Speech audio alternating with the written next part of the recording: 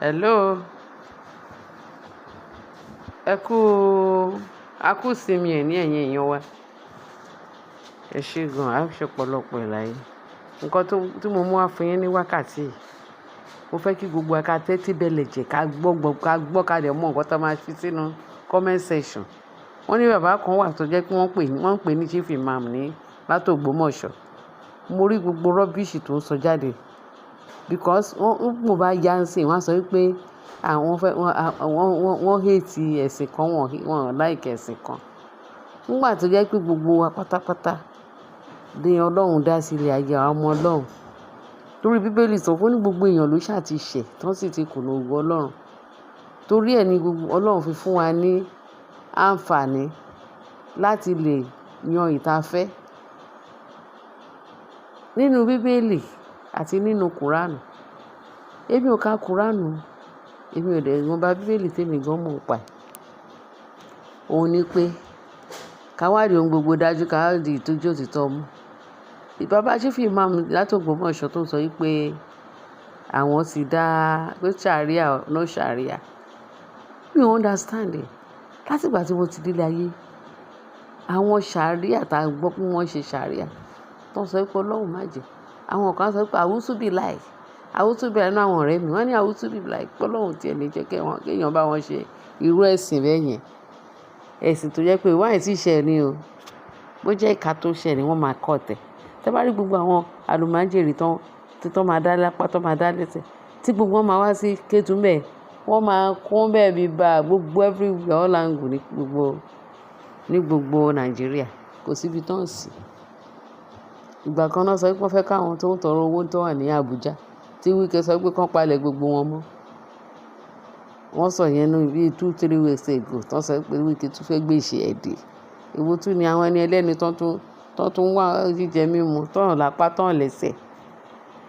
Pé kán fi wọ́n lẹ̀ kan tiẹ̀ kan wà tó wá kó wọn lọ sílùú wọn. Báwo ló ṣe fẹ́ náà ṣe fẹ́ survive tí gbogbo everybody ń sọ oríṣiríṣi ọ̀rọ̀ fún Wike ńgbà yẹn. Okay now, àwọn ìmáàmù tó jẹ́ pé wọ́n á ka Kùránù lẹ́gbẹ̀ẹ́ kan, wọn ò ní kọ́ àkàyanjú, wọn ò ní kà níbi pé ó máa yé àwọn ọmọ wọn, débi pé ó fẹ́ yé àwọn ọmọ ìjọ. Ṣó yé yín báyìí? Ni a gbọ́ pé bàbá chief imam yẹn, kì í ṣe pé bóyá wọ́n ní dẹ̀ ń ṣe o, mo rí lójúkorojú tí bàbá yìí bẹ̀rẹ̀ sí ní sọ. Ó tiẹ̀ ti pẹ́, ṣé gbogbo nǹkan táwọn ti ń gbàdúrà láti táwọn ti ń retí Ọlọ́run ṣẹ̀ lè bá wọn fi ó ṣẹ̀ wá sí ìmúṣẹ. Kí ni ìtumọ̀ yẹn? Ṣé pé wọ́n fẹ́ continue láti máa ṣe ìkà nílùú yìí? Torí à ń sọ pé bàbá Tinubu àìsí ìbọnú kan, ó tún fẹ́ rún wa mọ́ another thing. Táwọn èèyàn bá sọ̀rọ̀ pé ẹ̀sìn Muslim, wọ́n ní wọ́n ń pè ní kọ́ máa pe ẹ̀sìn Muslim ní ìmọ̀ líle, pé ẹ̀sìn àlàáfíà ni. Kìíní kan. Nígbà tí bàbá chief imam yìí látògbómọ̀ṣọ́ tó wá ń sọ̀sọkúsọ yìí, kí ló ń sọ? Ṣé èṣù ló ń lo bàbá yẹn ni àbí kí? Ó fẹ́ gbé yẹn wá sí ilẹ̀ Yorùbá, most especially nígbà tá à ń du ilẹ̀ Yorùbá pé a fẹ́ ṣe Yorùbá nation, kí Yorùbá nation kọ́ lọ́hùn kó gbà fún wa. Pẹ̀lú gbogbo gbogbo ìgbèkùn tí bàbá Tinubu tó kó wa sí ní Nàìjíríà yìí, ní bàbá chief imam. Èmi rò pé gbogbo sẹ̀ríà tí Tinubu ń dá fún olúkálùkù ní Nàìjíríà, èmi rò pé ó kan bàbá yẹn chief imam látògbómọ̀ṣọ́. Tí bàbá yìí dẹ̀ sọ pé nǹkan táwọn ti ń retí látijọ́ yìí, Ọlọ́run ti bá wọn ṣe. Kí ló Ọlọ́run bá wọn ṣe? Pé sharia tí àwọn ti retí pé wọ́n ti lọ dá kíní yẹn kóòtù yẹn lẹ̀.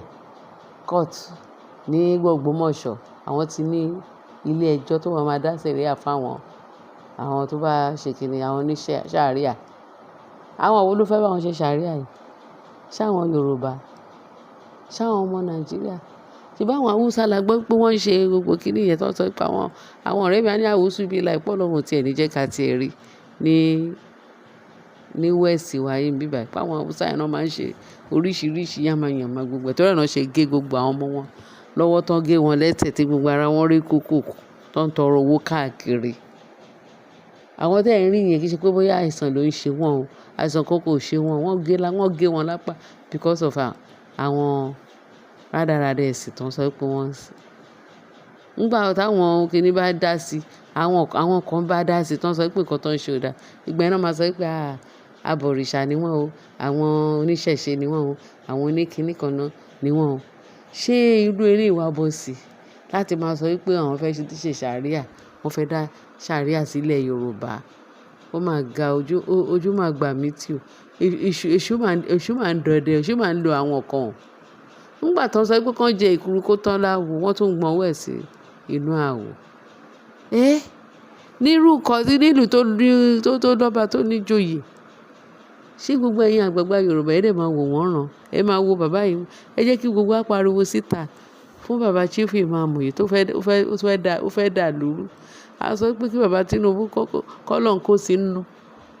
Kọ́ bá fi gbogbo nǹkan tó ní wá lára ní Nàìjíríà, kọ́ bá fà á sílẹ̀ díẹ̀, kọ́ ti ẹ̀dẹ́ díẹ̀ fún wa.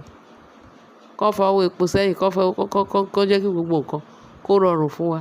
Ìyẹn ni bàbá Chief Imam burúkú yẹn tó lọ ń pariwo pé nǹkan táwọn ń retí Ọlọ́run ti bá wọn ṣe torí wọ́n ti lọ dá kóòtù léde. Kóòtù ṣàríà ní Ògbómọ̀ṣọ́. Wọ́n ò ṣe wá rí bí dá sí Ògbómọ̀ṣọ́ ni. Àwọn ará Ògbómọ̀ṣọ́ máa ń gbàgbàkúgbà o. Bàbá yìí máa fẹ́ kó wàhálà wá bá yín l'Ògbómọ̀ṣọ́, ẹ̀yin ará Ògbómọ̀ṣọ́. Ẹ sọ pé àwùsù bí ìlà torí kí bàbá yìí kó má bàa kó gbogbo yín sínú tàkúté Sátánì tó rán bá lọ. Wọ́n ní ṣàríà o, ṣàríà. Wọ́n ti àkókò gbọ́. Àkókò mọ̀ nǹkan tó jẹ́ bẹ̀rẹ̀ sígbà tá a ti gbọ́ tó ti ṣe ní nọ́ọ̀tù gbà yẹn. Táwọn kan ń sá tán ní láyé pé wọ́n cancel ẹ̀. Èmi ò tún wá mọ orú èṣù tó tún wá ń lò wọ́n this time around tó ń sọ pé ṣàríà kan níbì kan. So gbogbo ẹ̀yin àgbààgbà Yorùbá ẹ fẹ́ lọ bá bàbá yẹn, bàbá yẹn Muslim. Ẹ̀sìn àlàáfíà lẹ pé ẹ̀sìn yìí nà. Ṣé àwọn ọmọ youth gbogbo àwọn ọmọ yín tẹ́ ń tọ́ sí ọ̀nà Ọlọ́run? Ṣé bẹ́ẹ̀ ṣe ẹ fẹ́ yẹ kọ́ máa bá yín sin ẹ̀sìn tó máa gé wọn lápá, tó máa gé wọn lẹ́sẹ̀? Ẹ fẹ́ sọ gbogbo àwọn ọmọ yín di aláàbọ̀ ara. Nítorí Ọlọ́run kò dá yín dáradára. Bíbélì sọ pé gbogbo nǹkan tó Ọlọ́run ti dá pé dáradára ni. Ẹ jọ̀ọ́ ẹ̀yin àgbààgbà Yorùbá, tẹ́ bá lè rí nǹkan ṣe sí ọ̀rọ̀ bàbá yẹn Chief Imam láti Ògbómọ̀ṣọ́ torí èmi ò rí sí o. Mo rí tó ń sọ oríṣiríṣi tó gbogbo àwọn ìwà tó jẹ́ pé ó lè fa wàhálà, tó lè fa ikú bá àwọn tó ń ṣe ẹ̀sìn kẹ́sìn. Táwọn oníṣẹ̀ṣe bá sọ̀rọ̀ sí wọ́n sọ pé kèfèrí ni wọ́n. Kí ló dé tẹ́ fẹ́ dá ìjà ẹ̀sìn lẹ̀ nílùú yìí? Ẹ jọ̀wọ́, mo fi ìyọ́nú Ọlọ́run bẹ̀ yín. Kẹ́ make sure pé nǹkan tó wà nínú Kùránù ní dáadáa tó Ọlọ́run ṣe fún yín, òun lẹ̀ ń kà, òun lẹ̀ ń sọ. Ọlọ́run ò dá gbogbo ìtẹ̀sọ̀ yìí sí kẹ́ lọ máa pa àyàn. Ẹni tó bá ṣẹ̀ kan mú lọ sí kóòtù ẹ̀ kan pa àyàn. Ẹni tó bá ṣẹ̀ ìyẹn ti wá kúrò pé ẹni tó bá ṣe nǹkan tó bá ṣe bí ipò kù díẹ̀ káàtó kán mú lọ sẹ́ẹ̀lì, kán dẹ̀ mú lọ sẹ́wọ̀n. Ìyẹn ò tí ì tó yín. Ẹ wá ní kán máa pa àyàn. Ẹ̀sìn tẹ́ fẹ́ fi máa pa àyàn. Báwo náà ṣe fẹ́ sọ pé ẹ̀sìn Muslim pé ẹ̀sìn kì í ṣe ẹ̀sìn àlàáfíà, pé ẹ̀sìn líle ni, pé ìmàle. Tó máa pè wọ́n ní màle ńsìn wọ́n ní wọ́n ṣe pé wọ́n ní màle, pé ìmọ̀ wọn ò le. Ìmọ̀ àlàáfíà. Ṣé ìmọ̀ àlàáfíà ni ilé ìpín kẹ́ lọ ní kóòtù tẹ́ máa gé èèyàn lápá, tẹ́ máa gé èèyàn lẹ́sẹ̀? Ju pé kọ́lọ́run kẹ́ṣẹ̀, kọ́lọ́run dáríjì, kẹ́ sọ fún Ọlọ́run pé kó dáríjì. Torí ẹ̀ ni Ọlọ́run ṣe fún wa ní Jésù pé ó lọ fi ètùtù ẹni tó bá gbàgbọ́ ó yè. Ẹni tó bá gba Jésù ó yè. So òun ní pé torí kí ló dé tá a fi sọ̀rọ̀ Jésù ni pé ó wá kú torí ẹ̀ṣẹ̀ wa, ó yẹ àwọn tó bá gbàgbọ́ ló máa yè. Ìwú dẹ̀ ni kí wọ́n sọ pé fẹ́ ṣe ìdájọ́ lọ́wọ́ ara yín, tẹ́ máa sọ pé kóòtù ṣàríà ti wà. Ẹni tó bá ṣẹ̀ kan gbé lọ sí kóòtù. Ìsídà kan pa àbí kan gé lápá, kan gé lẹ́sẹ̀, kan sọ ọ́ di aláàbọ̀ ara. Kí ló dé? Ẹ̀yin èèyàn mi, nǹkan tí mo rí gbọ́ nìyẹn.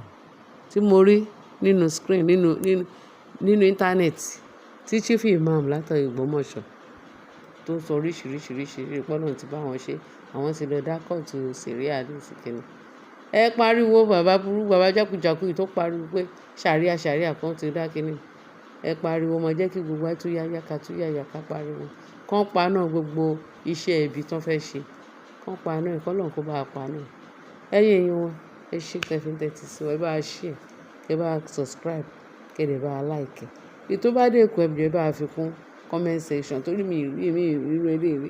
Irú èṣù tó fẹ́ lo bàbá chief imam Ògbómọ̀ṣọ́ yìí.